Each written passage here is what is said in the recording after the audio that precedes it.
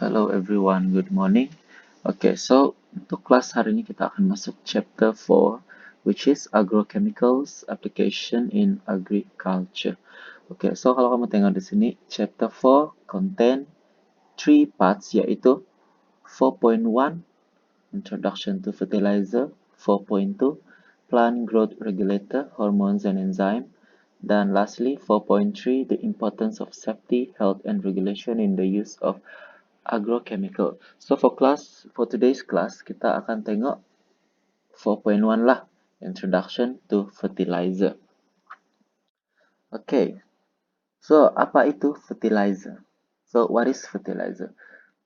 So fertilizer adalah a substance containing one or more of the essential plant elements that when added to a soil or plant system, it aids plant growth and or increase productivity by providing additional essential elements for plant use. So maksudnya di sini fertilizer ini adalah satu bahan tambahan yang kita tambah ke dalam tanah ataupun sistem plant, di mana bahan tambahan ini dapat membantu meningkatkan tumbuhan dan meningkatkan productivity tumbuhan tersebutlah. So itu maksud fertilizer ataupun bajak. So, fertilizer, apa elemen penting dalam fertilizer? So, kita ada 3 primary nutrient. 3 primary nutrient yang sangat penting di dalam fertilizer, yaitu N, P, dan K. So, kami ingat nih N, P, dan K, di mana N itu adalah nitrogen, P adalah phosphorus, dan K adalah potassium. So, kita akan tengok more of these 3 primary nutrient di dalam fertilizer. Okay. So, primary nutrient adalah nitrogen, phosphorus, dan juga potassium. So, 3 ni adalah primary nutrient. And then, 3 ni pula sulfur, magnesium, dan calcium adalah secondary nutrient lah. Secondary macronutrient. So, primary macronutrient adalah ini, NPK. So, kita akan tengok 3 ni saja ya. Kita akan fokus 3 ni, NP dan K, nitrogen, phosphorus, dan potassium. Ingat NP dan K.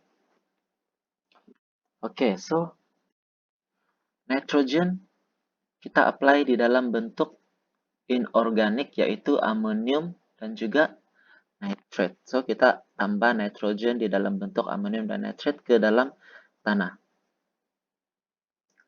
So, apa fungsi nitrogen kepada tumbuhan? What is the function of nitrogen towards plant? Or nitrogen is found both inorganic and organic form. So, nitrogen kita boleh jumpa dia dalam bentuk inorganik dan juga organik. Nanti kita akan tengok apa itu inorganik dan organik. Okay, so organic nitrogen ini adalah sebagai pembekal protein kepada tumbuhan. And then inorganic nitrogen pula dia akan berkumpul di stem, dahan. Di dahan tumbuhan tuh dan juga di conductive tissue tumbuhan tuh. Sebagai bentuk nitrate. Oke, so apa jadi kepada tumbuhan kalau tumbuhan tuh kurang nitrogen? Kamu akan nampak tumbuhan tuh pertumbuhan dia lambat, tumbuhan tuh lemah, weak, and then stunted. Stunted nih terbantut. So meaning pertumbuhan dia terbantut. So pokok tuh pendek saja. Lebih pendek daripada asal lah. And then kamu akan nampak daun dia akan mula nampak kekuningan. Hijau kekuning-kuningan. Dia tidak terlalu hijau. And then third point adalah kalau kekurangan nitrogen, tumbuhan tuh akan cepat matang. So, walaupun tumbuhan tuh cepat matang, tumbuhan tuh pendek dan dia punya buah yang dia produce mungkin adalah low quality. Buah yang dia produce bukan mungkin. Buah yang dia produce adalah low quality, di mana mungkin buah tuh, contoh kalau buah tuh warna merah kan, dia tidak terlalu merah. dan buah tuh tidak terlalu merah lah, dan mungkin size buah tuh lebih kecil daripada size yang normal. So, semua ini kamu kena ingatlah apa fungsi, apa gejala-gejala ataupun simptom yang akan tumbuhan hidapi kalau dorang kekurangan nitrogen semua nih, fosforus semua nih lah. Oke, so kita tengok fosforus, kita apply fosforus di dalam baja dalam bentuk ortofosfat ataupun difosfat. Okay, so what is the function of phosphorus in plants? So phosphorus nih dia gives enzyme protein, adenosine triphosphate ATP, enzyme protein ATP dan juga RNA. So ATP ini adalah energy. So meaning phosphorus ini dia bagi enzim, dia bagi protein, dan dia bagi energi kepada tumbuhan di dalam bentuk ATP. Energi itu di dalam bentuk ATP, okay? And then phosphorus ini juga adalah baja yang memberikan genetic information kepada tumbuhan. So bila phosphorus ini bagi genetic information kepada sesuatu tumbuhan tuh, kamu akan nampak tumbuhan tuh dengan lebih detail lah. Dia punya genetic information. Mungkin kamu boleh nampak detailnya di dahan, di daun, begitu. So, RNA ini adalah genetic information. Oke, dia bagi genetic information kepada tumbuhan. So, kalau tumbuhan ini kekurangan fosforus, kamu akan nampak tumbuhan tuh pertumbuhan pun slow juga, sama slow growth, lemah, weak, dan terbantut. Tapi apa yang membedakan dia adalah tadi kalau nitrogen kamu nampak daun dia kekuningan, tapi kalau kekurangan fosforus kamu akan nampak daun dia purple pigmentation. So hijau tuh dia akan mula nampak purple lah macam nih. So kalau kamu tengok dalam gambar ini dia akan nampak banyak pigment-pigment warna purple.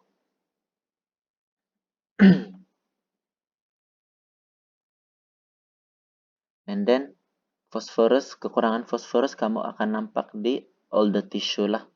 Meaning di daun-daun yang sudah duluan tumbuh, yang sudah lama tumbuh, yang sudah lama mekar. Oke, so potassium, Potassium, kita apply potassium di dalam bentuk potassium cation. So, apa fungsi potassium kepada tumbuhan? Dia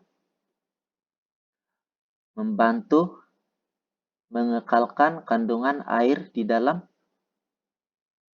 tumbuhan lah. So, potassium ini membantu mengekalkan air di dalam tumbuhan. And then potassium juga dia kontrol opening and closing stomata of the plant, of the leaves lah. Dia kontrol pembukaan dan penutupan stomata daun.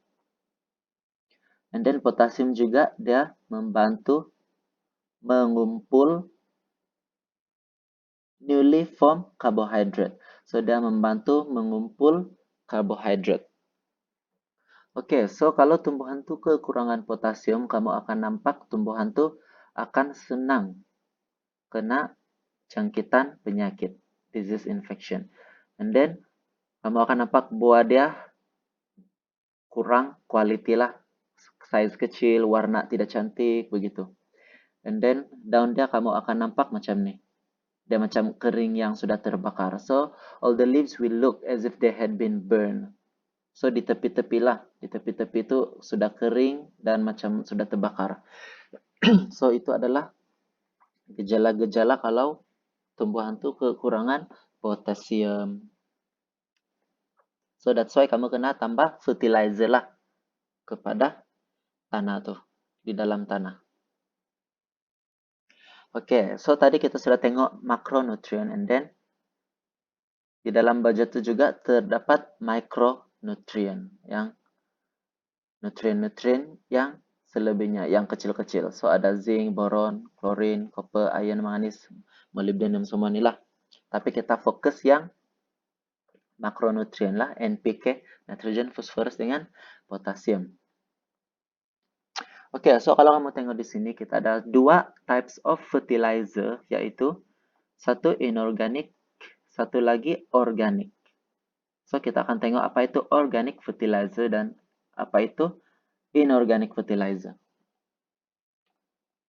Oke, so first kali inorganic fertilizer. So kita ada dua types of fertilizer, oke? Inorganic dan organic. So apa itu inorganic fertilizer? Inorganic fertilizer adalah fertilizer yang tidak mengandungi karbon. So ini macam chapter 3 punya lah apa itu inorganic kan. So inorganic adalah inorganic baja bukan organik adalah baja yang tidak mengandungi karbon. So dia juga dikenali sebagai mineral ataupun commercial fertilizer. So baja yang kamu beli di kedai itu yang dalam bentuk bulat-bulat tuh dalam bentuk serbuka semua itu adalah inorganic fertilizer. Oke? Okay? So, dia diperbuat daripada mineral deposit ataupun yang dibuat di kilang lah menggunakan synthetic compound.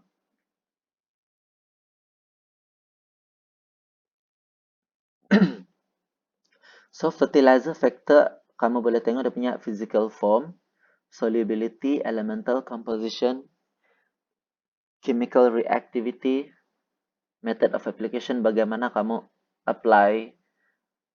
cara kamu apply inorganic fertilizer itu kepada tumbuhan atau dan tanah. Lepas tu time of application bila kamu apply itu organic fertilizer. So ini fertilizer factor lah. So untuk soil factor kamu kena tengok pH tanah, texture tanah dan juga apa kandungan-kandungan organik di dalam tanah tu. Oke, so kalau untuk faktor fertilizer ni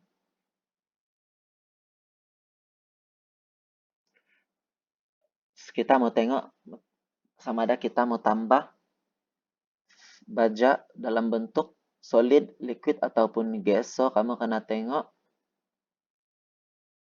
tanah lah. The physical form of the fertilizer will determine the method of soil application, how it is stored, and also what equipment is required for its application. Okay, so untuk baja solid, so untuk each ni solid, liquid, gas ni dia ada cara dia sendiri. So ketiga tiga bentuk ni physical dia solid ni ada different method of application. So baja yang solid yang bulat-bulat yang kamu boleh pegang tuh ada cara tersendiri dia, and then yang dalam bentuk cecar pun ada cara dia juga tersendiri. Oke, untuk solubility, keterlarutan. High solubility may actually decrease element availability due to its fast reaction with the soil. Oke, maksudnya di sini baja yang keterlarutan dia sangat tinggi, dia akan mengurangkan elemen di dalam tanah tuh, fast reaction with the soil. And then elemental composition. So kamu akan nampak elemental composition can mean that more than one essential plant nutrient element can be applied by the use of a single fertilizer material.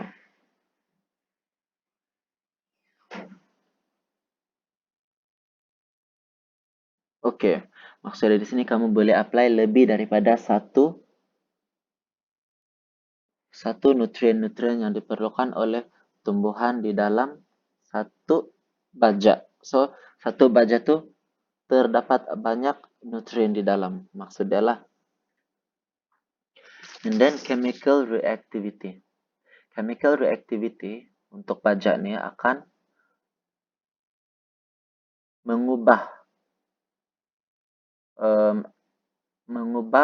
balance elemen di dalam tanah. So, kita tahu baja ini akan mengubah keseimbangan elemen-elemen di dalam tanah, sama ada kamu ubah dia punya jumlah cation ke jumlah charge positif ke ataupun kamu ubah jumlah charge negatif lah. So sama juga dia akan mengubah pH tanah lah.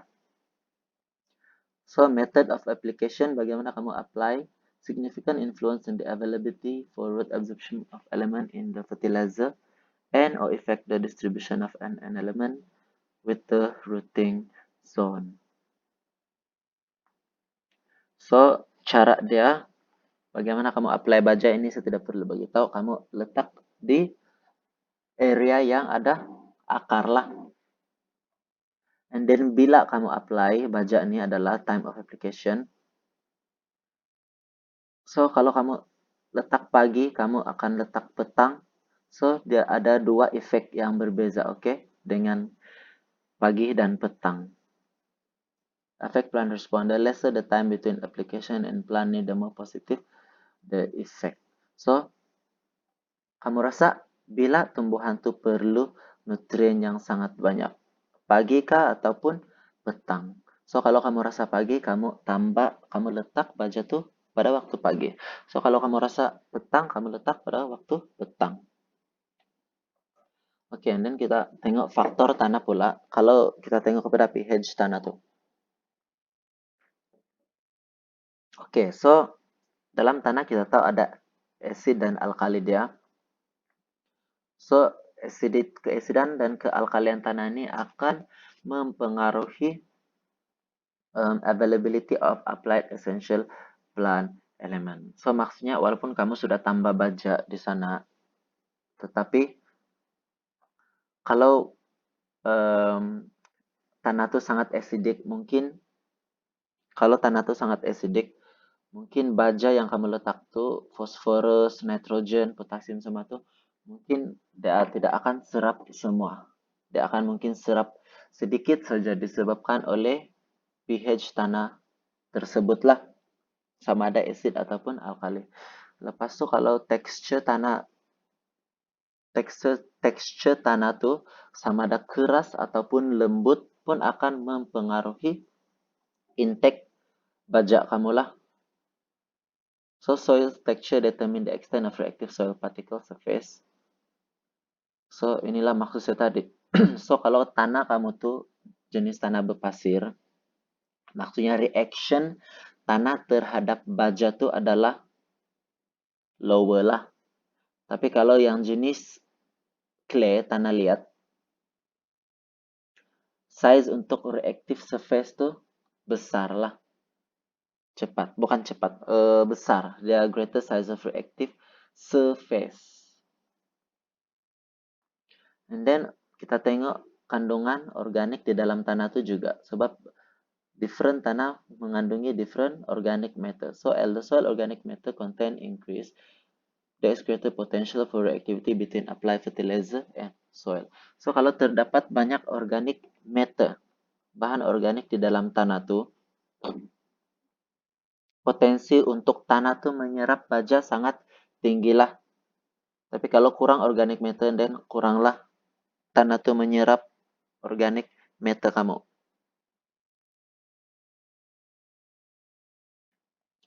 Oke, so inorganic chemical fertilizer ini ada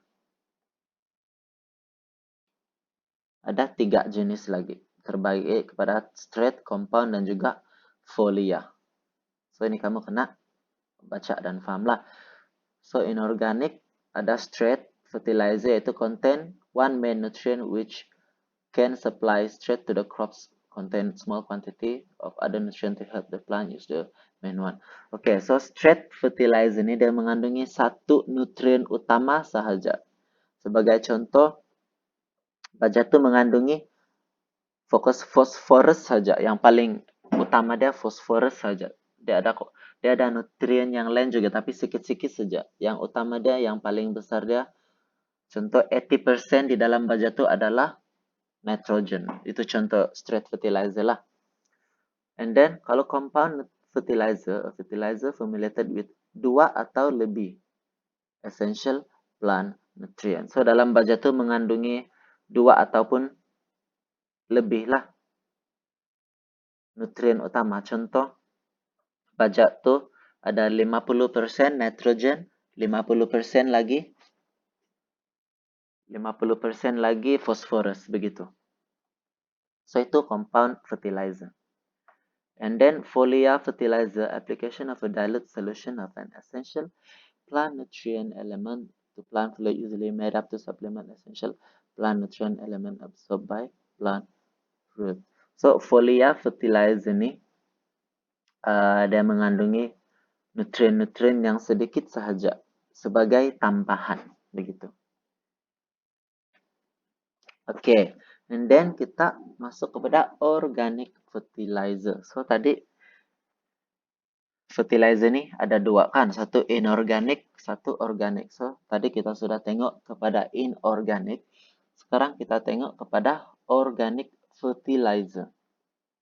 So organic farming requires the use of organic or naturally occurring substances to supply the essential plant nutrient element. Organic fertilizer is a material that contain carbon, hydrogen, dan juga oksigen. Okay, so baja organik ni adalah baja yang mengandungi CHO, carbon, hydrogen, dan juga oksigen lah.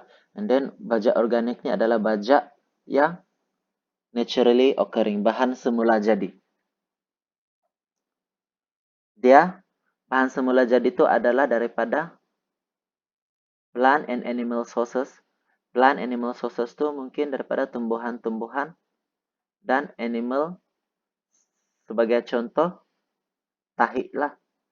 Tahi ayam kah, tahi lembu kah, begitu. So itu adalah organic fertilizer yang bukan dibuat daripada kilang.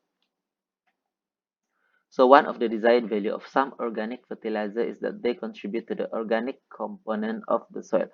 So kebaikan organic fertilizer ni, baja organik ni, dorang menambahkan komponen-komponen organik di dalam tanah. So dorang menambahkan lagi komponen organik di dalam tanah lah, di mana komponen organik ni dapat meningkatkan kandungan air di dalam tanah. Decomposition contributing to the cation exchange capacity of the soil with the formation of humus, a byproduct of organic matter decomposition. So decomposition ni adalah decomposition lah, di mana contoh kalau tahi ayam tu kamu tabur di dalam tanah, akan ada bakteria-bakteria yang akan memecahkan tahi ayam itu ke dalam tanah, di mana bila tahi ayam ini sudah bercampur dengan tanah, dia akan menambah organik tanah tu, and then tanah tu akan makin subur lah begitu. Adding plant nutrient element that will contribute to the soil fertility status. So selain daripada tahi-tahi ayam kah, tahi-tahi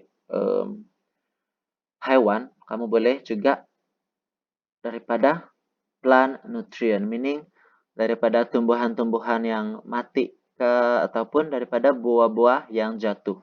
So bila buah jatuh dari pokok, so buah tu kamu akan nampak buah yang di tanah tu akan memburukkan, akan menghitam. So actually dia sedang melalui proses decomposition. So bakteria sedang decompose buah-buah tu, di mana buah tu akan menambahkan kesuburan tanah itulah. So organic fertilizer ni, first kali kita boleh ambil daripada animal manure, bahan buangan haiwan. So composted manures and similar organic substances are better suited for use than what would be termed fresh in terms of their physical and chemical stabilities and freedom from disease, organism, and weed seed. With confined animals, manures frequently contain litter bedding animals, organic and inorganic. Okay, so bahan buangan, sisa buangan haiwan ni daripada haiwan lah. And then, so apa bahan-bahan yang terdapat di dalam bahan buangan haiwan adalah usually N, P, dan K. NPK juga. Sama juga daripada inorganic. Cuma ini adalah yang natural lah. Inorganic tadi adalah yang dibuat. So, organic adalah Kita ambil sumber semula jadi. Lepas itu ada organic material yang kamu boleh guna adalah blood meal and dried blood, dari darah-darah lah, darah-darah hewan kah. Lepas itu bone meal, daripada tulang-tulang ayam. So tulang-tulang ayam itu pun boleh jadi nutrien kepada tanah. And then cotton seed meal, daripada ikan, fish, guano, bat and bird, hoof and horn meal, kelp, ini dari seaweed lah, liquid seaweed. Although an organic material contain an essential plant nutrient element, the availability of the element for root absorption may be quite low.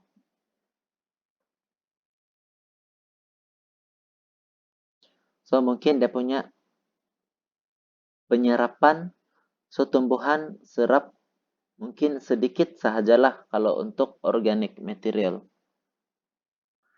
Orang mungkin akan serap sedikit sahaja nutrien daripada organic fertilizer kalau dibandingkan dengan fertilizer yang bukan organic.